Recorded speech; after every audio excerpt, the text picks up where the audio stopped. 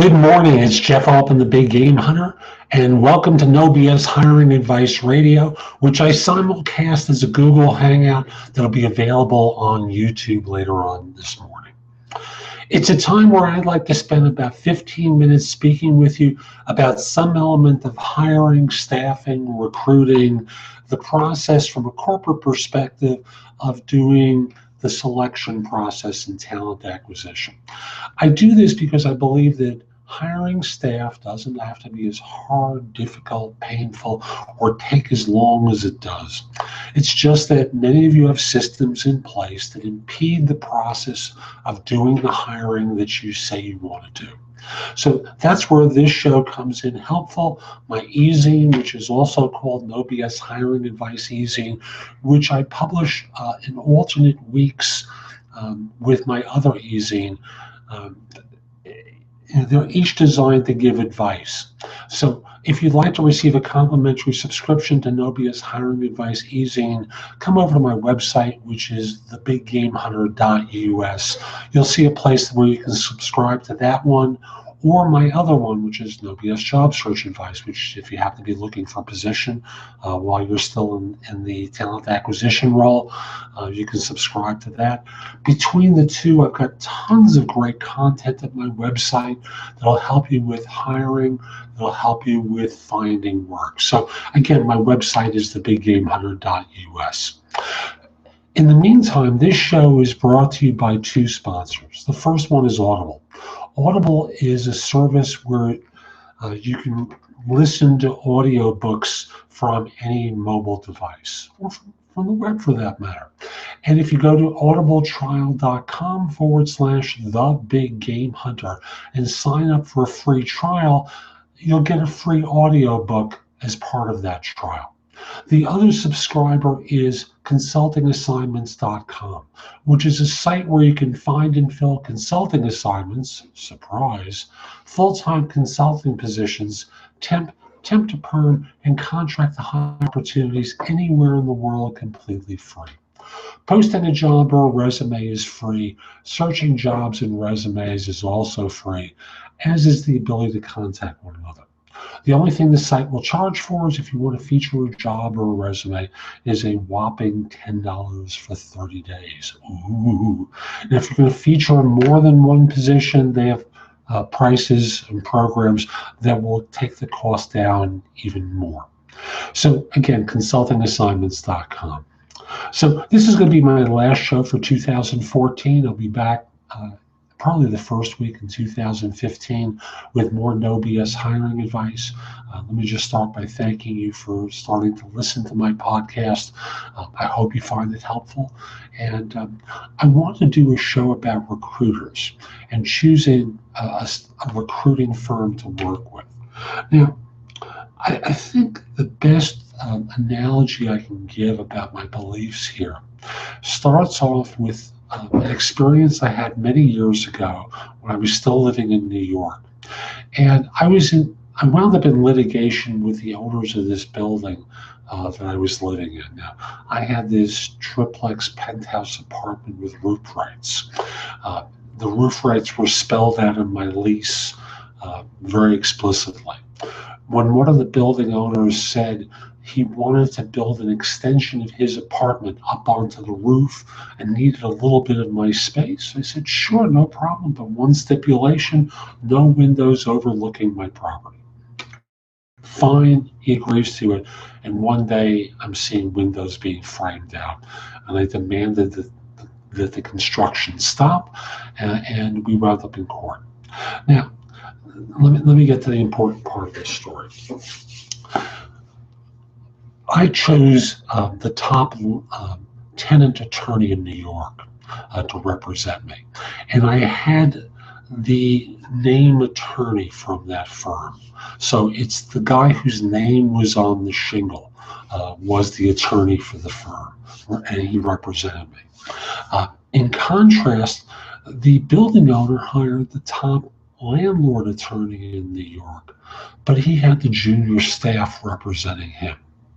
And When all was said and done, every time the building owner tried to pull a shenanigan, like serving me with something on a Friday afternoon before a long weekend designed to upset me and my wife, I would call Brett, and he would immediately have them enjoined from taking any sort of action that they were threatening to take over that weekend. And they basically had the beginners working on their case versus me having the killer attorney. Maybe the firm was the top attorney, but they didn't have the top attorneys working for them. And that's where I want to start off with here. When you're hiring a recruiting firm to work for you, who are you really getting?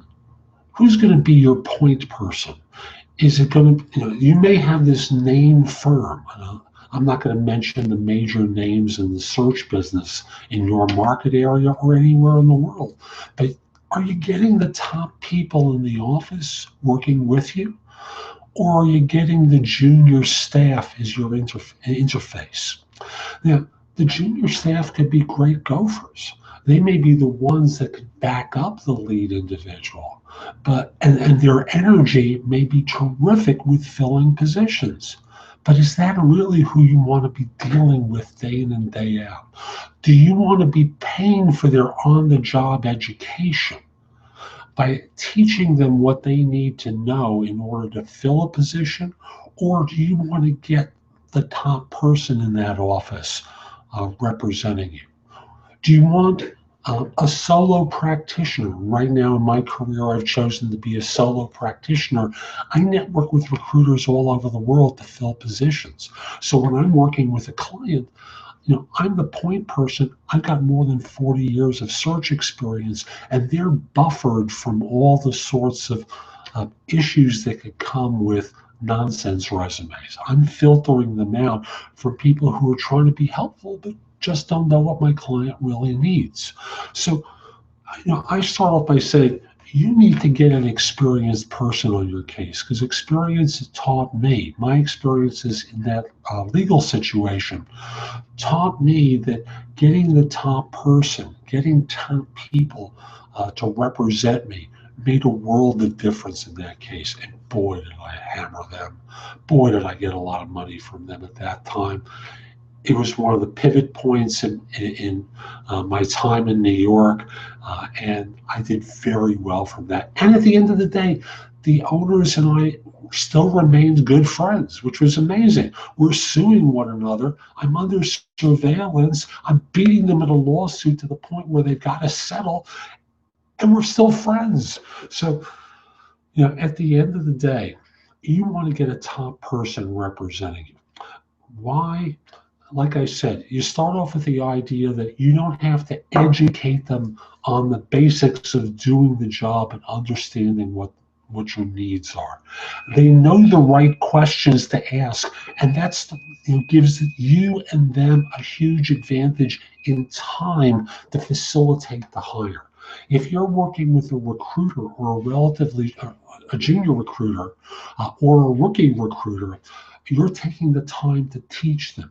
And most HR professionals, most hiring managers, most small business owners, I know, don't have the time to do that education. So go for the experienced person. Now, within that, I have to encourage you. Unfortunately, many recruiters, many agents are taught to lie to cover up their lack of experience. So I remember talking with one person, I was interviewing them for a firm I was last associated with in New York. I'm interviewing this person who's telling me that she has 15 years of experience doing technology recruiting. I go to her LinkedIn profile, she's got barely 3. So, to verify what you're told, go to the LinkedIn profile before you commit any time or resources. Now, in going to the LinkedIn profile, you may not see a lot of information, but you're minimally verifying the amount of time that they've spent in the search industry. So start off by asking them how long they've been there, chatting with them a little bit about their experience, indicating you're interested but would like to get back to them. Or if you have the time and inclination while you're on the phone with them, use your keyboard skills, log on to LinkedIn, see what their background is, and make a decision live. But I would encourage you, take a little bit of time to reflect on the answers, because many recruiters are fabulous with the BS, and you don't want to waste your time with someone who's just going to bully you. So again, start off with an experienced person, verifying what you're told. If you ask them for clients, I know I never reveal a client because it's basically like asking, for, I don't like to give away who I'm working with, not because I've done a poor job, but because they're entitled to privacy. However, what you can do is talk to people in your organization to see if they've had any experience with that search firm. Good or bad? Do they know anything about that firm? Good or bad? Do a Google search about the firm and the individual. If you use a service like Glassdoor, for example, you can't take everything literally that you see there, because people who've left the agency who post to Glassdoor are going to be very expressive about why that agency stinks. And you may see the exact opposite post, which is the agency owner or manager posting something there that says something inane like, great place to work, you get what you put into it. Ridiculous. So take away the extremes, look for the textured answers there. When you're looking at the LinkedIn profile, see how many comments or testimonials exist for that person. You might try contacting one of them to see what they might tell you beyond simply what's there. How are they to work with? What struggles did they have? You're not looking for perfection, but you're looking for discernment to see whether or not this is just fluff and bull. So those are a couple of points. I think a lot of the other things like might relate to a temp agency, what sort of screening process do they engage in? Do they do background checks? How do they go about doing pre-employment verification? You want to get a sense of how thorough they are. How do they handle billing? Can they work with your systems? That's geared toward the temp market. But overall, just start off by looking at whether or not you're getting someone experienced, whether they're telling you the truth about their background. Check a reference with people internal to your organization, and then go to people who are listed on their LinkedIn profile as people providing references for them, and see what they have to say. So that's my advice for checking out a recruiter before you get immersed with them. I want to encourage you that if I can help you with staffing, reach out to me. I'd be happy to help with recruiting. My email address is jeffaltman@thebiggamehunter.us. Send me an email. Let's figure it out a time to chat. Or give me a call at 646-374-8656. Google Voice will ask your name, give you a few seconds to say it. Once I hear it, I'll pick up.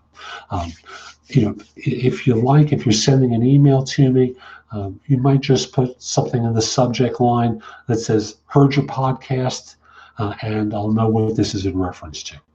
Again, I also want to encourage you, go exploring at my website, because I have great content that will help you there with hiring, staffing, recruiting, however you want to describe it. Previous podcasts of this show are available through the site. Again, thebiggamehunter.us. Also want to mention that if we're not already connected on LinkedIn, send me a connection request. The address is linkedin.com/IN/thebiggamehunter. I accept connection requests from people worldwide, except if you're a third-party recruiter or in a country known for scams or spam. Solely at my discretion, I'll make the call. So this is Jeff Altman. Merry Christmas if you celebrate that. Happy New Year to you. Hope you found this show helpful. I'll be back after the first. Take care.